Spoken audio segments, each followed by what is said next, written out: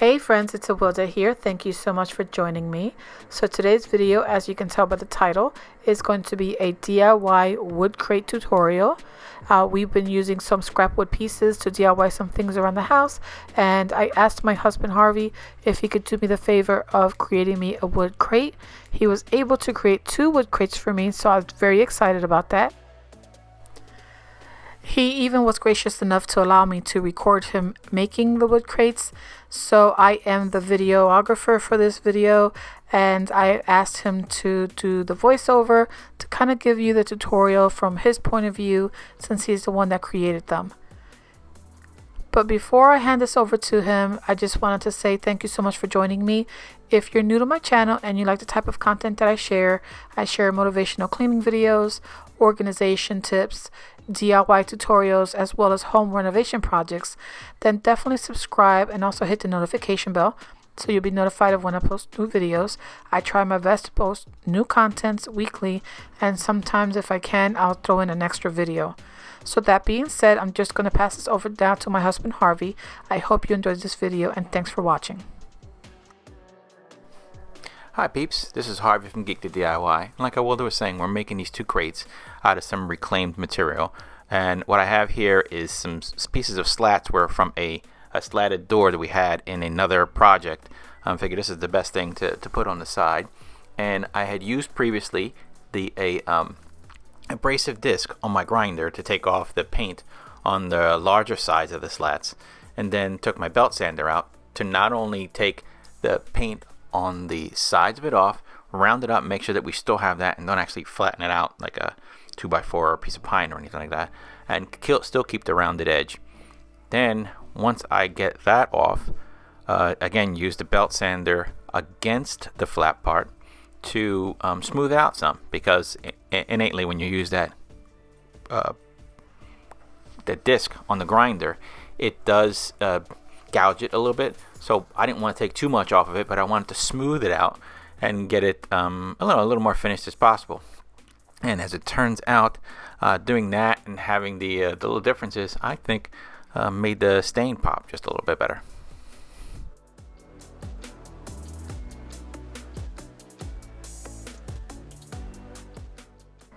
These boards cleaned up will make up 2 sides of our crate.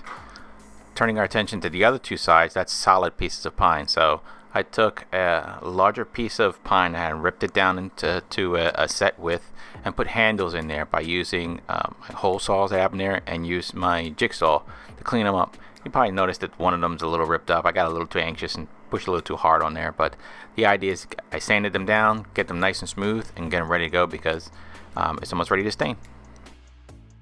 Next up is now to clean up our material, make sure that there's no dirt, dust particles, sand particles and stuff like that on it, because we're going to stain it.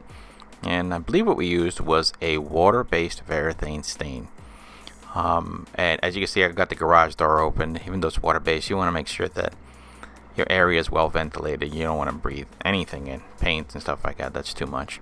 And I take my time with it. I want to make sure that when I'm putting the stain on, is it exactly what I'm looking for. And since I'm starting out, the brush and the rag that you use always winds up letting up or soaking some stuff up, and eventually you have enough up in there where you're kind of moving it around. And in the beginning I take my time on it, use just a little bit of the rag, and as you can see I got not only a large portion of board to do, but that little piece over the top over that handle cut out. So I just rub it, take some, put it on, and work it through. Now by the time I got to here, there was more on my rag, so I was able to move it a little freer, and I'm covering as much of the surface as possible. I'm doing the big sides first. Some people do the sides first, some people do the fronts first, so it's up to you, but I chose to do it this way.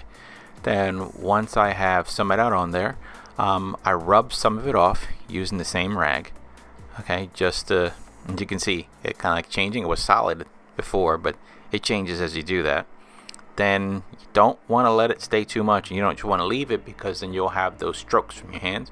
So I'm going to use another rag to wipe off the excess and go in the same grain that you want to display.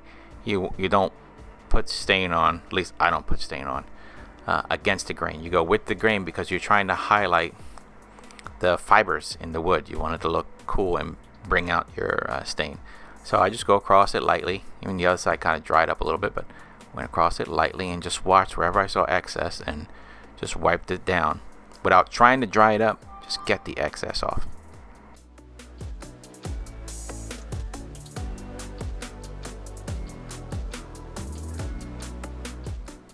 So the stain that we're using here is a Varathane dark walnut stain. As you can see, I have the garage door open because whether it's water-based or not, you want to make sure you're in a well-ventilated area, that you don't breathe this too much in.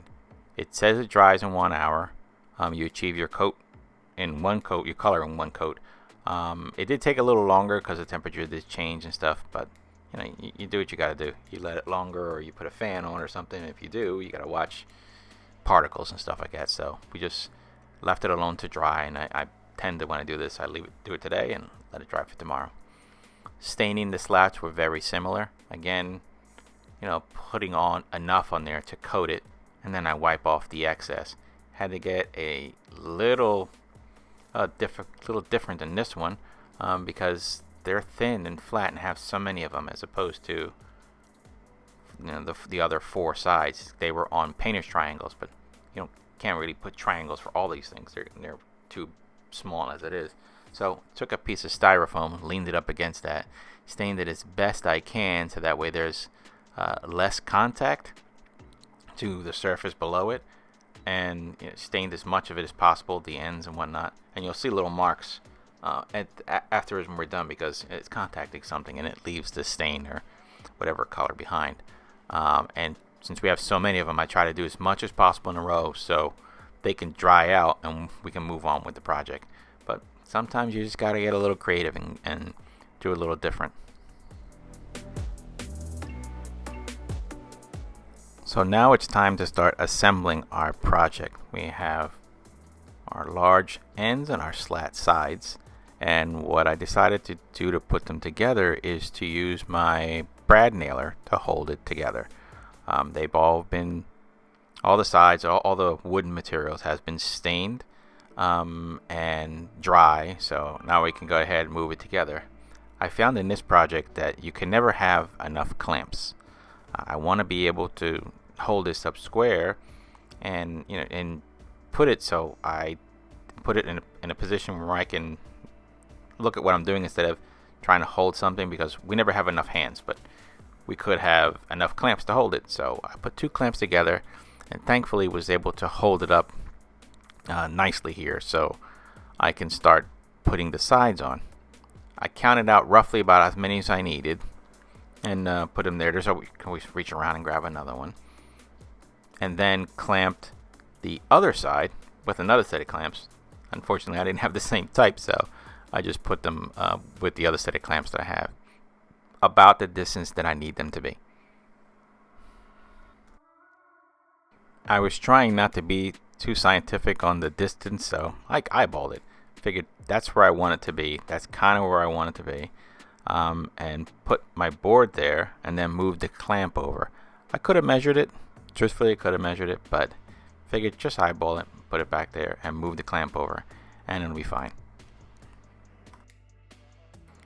Now that I have the solid pieces of board held by those clamps, I want to put the slats on. I believe I used 7 slats, measuring about how wide they are, about how much gap I want to see on there, and the gap in between them. I think I kind of eyeballed, and again, just to see, but I know I needed 7 slats altogether to complete the one side. So you see 7 on one, you're going to see 7 on the other side because you want to keep them even. Then what I proceeded to do is line up the bottom, line up the top, and then keep it as square as possible, and then use my crown stapler to hold them in. And in the beginning things are a little wobbly. For the future, I have made I guess you would call it a jig, where I can hold it down with the clamps and make sure that it's nice and square and not moved, so I won't have to go through with so many clamps to hold it up.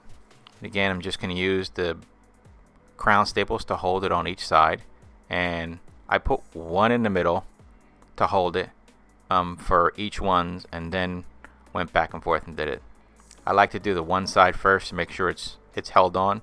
So if I have to move the clamp, your material is not cooking. I can move it over and make sure I'm okay. But one side held down by the clamps and me making sure that they're square and even stayed and worked.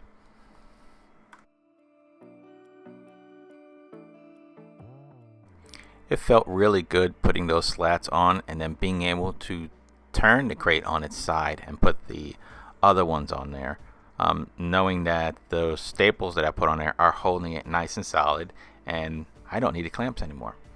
So I went ahead and proceeded with the same steps. Grabbed another 7 slats. I'm going to put the top one and the bottom one on, secure it, adjust the other ones in the middle, and eyeball the spacing. As usual, you wind up dropping something. You saw that first one I just dropped. But in the end, like I said, doing the same process.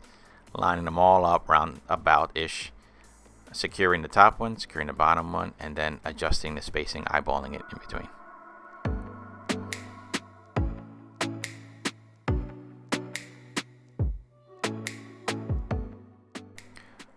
With the last slat secured in place, I can finally turn it around and put the bottoms on as well, or the bottom on as well.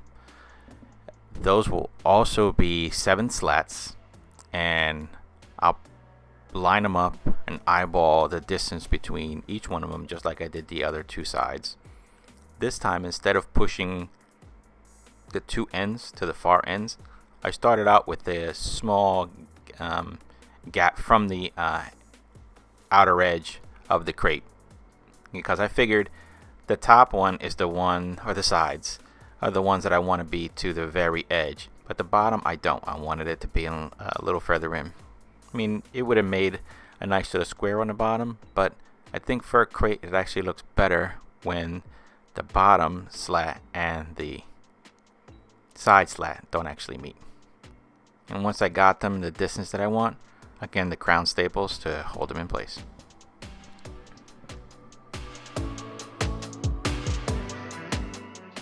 With the last slat in place and secured with the staples, I just flipped it over, make sure it was still solid. Now it should be, and it held, I think, nice together. And just went back and admired the little pieces. And now they are a crate. In the past, I've stopped there and used whatever it is, but now you have even the smoothness of the grain of the wood, and you leave it out, dust collects on and all. And Will did ask me, can we put something on it so that doesn't happen? And yeah, there is something. I wound up using the water-based polyurethane from Varathane. They have the interior and the exterior type, so obviously I got the interior for this. And with it all together, I brushed it on, making sure to apply it evenly, including the crevices, but make sure you don't glob it on or let it drip.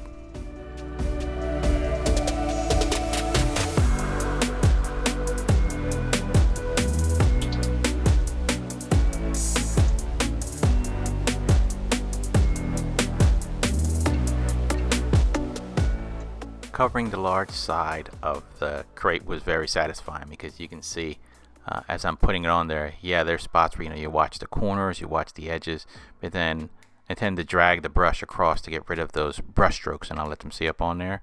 But as long as you do it while it's wet, and seeing that this is like milky white when you put it on but dries clear, actually helped out as well, because I dragged it on, made sure that it was as smooth as possible, and kept going to did one side, did the other side, did the middle. I like to put it on there and kind of work it and work it through, even get some in that handle there to make sure it's okay, and seal it up. And as you can see, if you look at the reflection, it's kind of drying already. The milky whiteness is gone away, and you can see a nice smooth reflectiveness, a nice solid layer starting to show up on it.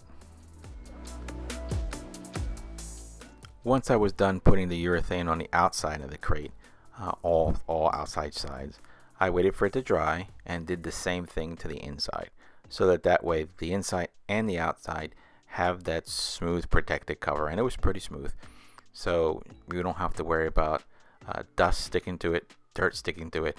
and it's easier to clean with just a damp cloth or any other kind of cleaning things to keep it looking new and shiny.